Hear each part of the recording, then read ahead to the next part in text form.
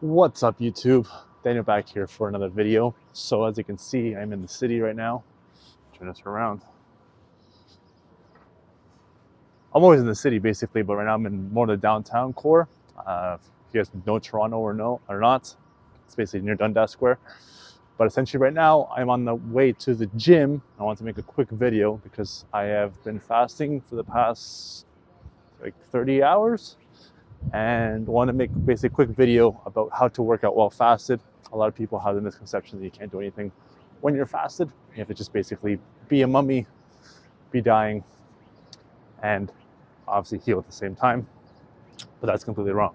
So one key thing that I've realized, so I do water fasts. I've never done a bone broth fast just because I've never done it before. And I think it's something that you need a lot of bone broth for. Right now I'm doing homemade, but I usually do water fast. And essentially what I realized is if you're doing a water fast, you need electrolytes in order to sustain any kind of energy. So you'll basically start the fast, you'll be really hungry, then you'll kind of, your kind of cortisol will raise and you'll kind of be energetic, and then it'll kind of fall usually around like evening time. That's when you pop in the, bit of salt with water. I recommend sea salt or the highest quality salt you can have. That will basically increase your energy like crazy. It'll give you electrolytes, because if you're just doing water fast, you'll be, urinating when you're full with terms of your bladder, and that'll just kind of go through and you lose all your electrolytes. So essentially what we have to begin to realize is electrolytes are super important, and you're just running on fat. And for me, I'm not the fattest person ever. I'm probably about like 13% body weight or body fat percentage. So realizing that, I realized electrolytes are super important. So anyways, I'm walking to the gym now. This is a big branch here in Canada. It's called Good Life Fitness. I have my gym at home. I made a previous video about it in my condo. So I'm lucky enough, blessed actually, because it's 24 hours except for when they clean. But this one is, you'll see here, Good Life Fitness. So this one is, it's open 24 hours. But, shit. So Canada has a very dense homeless population. And yeah, it sucks because sometimes I want to help them out. But right now I don't have anything I can really give him. But anyways, me and my friend here, I'll post the workouts and then more tips that will help you. Anyway, see you guys soon. And okay, so we're here at the gym quickly. I'm not sure if they'll let me record, but I'm gonna try anyways. So this is it. Little PT section. So I've never been here before. I used to live actually in this area, but I never came to this gym. It's a little bit sketchy. There's a kind of a big homeless population. Anyways, I'm gonna go do legs today. I'm waiting for a friend, and I'm just gonna recording for you guys. But yeah, we're gonna do hamstrings. I just started dividing my leg days. So I used to just do straight legs like twice a week, but I started doing quads and hamstrings because of someone that recommended it actually. So shout out to him if he's watching it. But yeah, this makes it more exciting. I personally hate leg days. I'm more of like a upper body, chest, back type of guy, but essentially dividing it has allowed me to enjoy it more. So anyways, I'll post bits and pieces of the workout, introduce you to my friend, and yeah, we'll go from there. Also tip as well is if you're starting a workout, make sure to do your most important exercises first, because that's when you have the most energy to start. Don't do cardio right away. It kind of just depletes your energy. Save it for the end. And if you have to, if you have to do cardio, you don't have to always do running. You can just do like incline walking, about like probably 3 minutes, 3.5 minutes at like 10 incline minimum. I do 15, but you could do 10 minimum. Anyways, touch base soon, and yeah.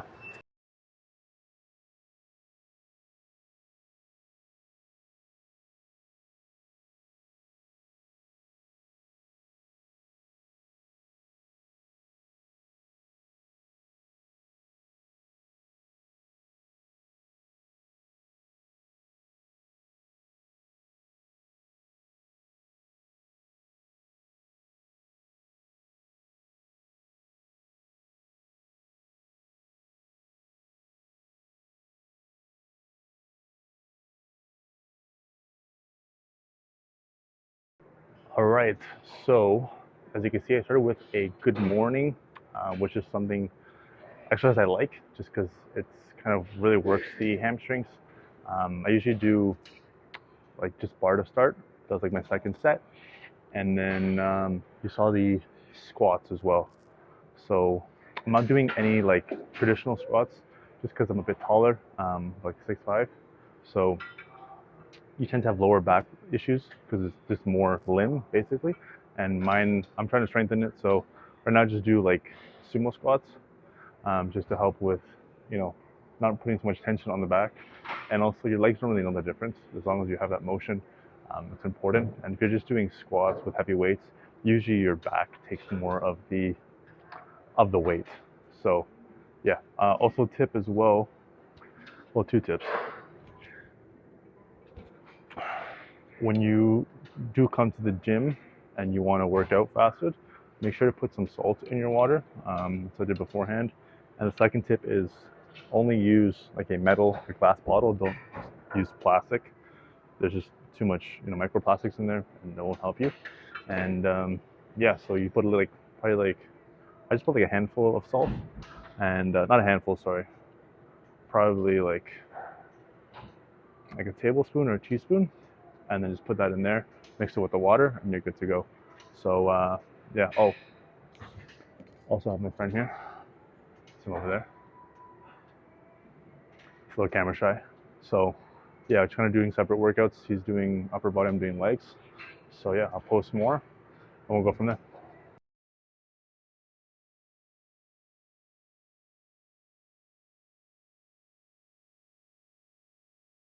What's up, everybody? So essentially, the workout was prolonged.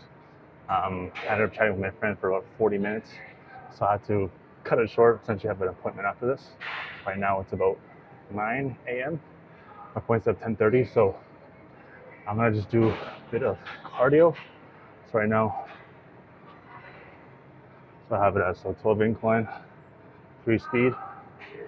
I'll do that for about like 8 minutes, 10. For me, it's super important to always end the workout with like sweating. Obviously, you're reducing autophagy when you're working out, but being able to sweat and detoxify is super important, especially if you're trying to heal your skin. So if you're just working out and not sweating, then you're doing things wrong. You have to maybe change the workout a bit, add cardio, but you have to have both those things checked off. So in order for you to be properly, detox and cleanse out, and also cardio just helps with overall fat burning and cardiovascular endurance. So you're able to live a better life in general. So anyways, the salt did keep me alive up until now. I've just been doing that recently. Before, which is basically, you could say, more or less suffering with just fasting and not adding any electrolytes. Well, so I added electrolytes before when I was doing carnivore. So I just recently got off carnivore. I can make a different video about that, but I've been adding fruits back in. So I'm doing apples, and then I'll be looking to add more fruits and eventually some probiotics like sauerkraut and maybe some dairy. So yeah, the most important thing when fasting is listening to your body as well. For me, I've seen that I can function pretty normally. Just because I guess I've gotten used to it. I've been fasting for about like 2 years now, I guess you could say. Not every week like I'm trying to do now, but I have a history with it, experience. Most people aren't able to fast, the big majority of people, mostly because they have an addiction to food, but also they think it's like something bad if you don't eat. But you miss out on a lot of different benefits and different things that your body goes into, like autophagy, even increasing growth hormone, increases your leptin, or improves your leptin sensitivity. So basically, the hunger signal you have in your digestive system. If you're overeating or overweight or not in shape, you obviously have a problem with your leptin sensitivity. It's not signaling you enough. That's why you're overeating. So once you fast, it kind of gets back to regulation. It takes time, obviously, so you have to definitely fast more often than most people. Like for me, you could say most people would say once a week is too much for me, but like I said, I got used to it, and having psoriasis helps to kind of reset things, especially when I have a full day of eating. I'm eating about like 3,000 calories, you could say, sometimes 4. With MyFitnessPal, the calories get adjusted, so I dropped it down to 2,900. I'm still consuming about like 3,800 with the exercises I'm doing.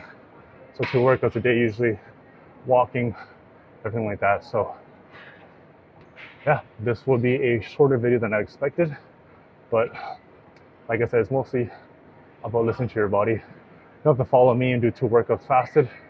I might even do my first workout fasted when I start my fast, and the day after eat before I work out. I just feel like that would be better, and I'd still be able to receive all the nutrients you get. So breaking your fast is also super important. Making sure you're eating the right foods. Don't break your fast with some fast food or some low quality food. Make sure it's either really good source protein or some kind of fruit. And you can maybe do dairy, but I wouldn't suggest that. I would just do protein or fruit. Fruit has a lot of different benefits, and reduce a lot of different antioxidant properties, good carbs, stuff like that, and protein just in general. Especially if it's grass-fed beef, make sure it's ruminant animals. That's one thing I've been looking into as well, eating more of. I cut out like chicken and pork, just because their stomach chambers aren't as plentiful as ruminant animals. Ruminant animals basically being they have 4 chambers in their stomach, so whatever they eat gets filtered out more before it gets to their tissue, which is what you're eating. So anyways, that's basically it. Hope you guys enjoyed. Like and subscribe. More stuff will be coming, and you can also follow the Facebook group. I'll be looking to post more in there, make that a bit more active, help you guys out. Anyways, all the best. See you to the end. Much love, and in the meantime, keep killing it.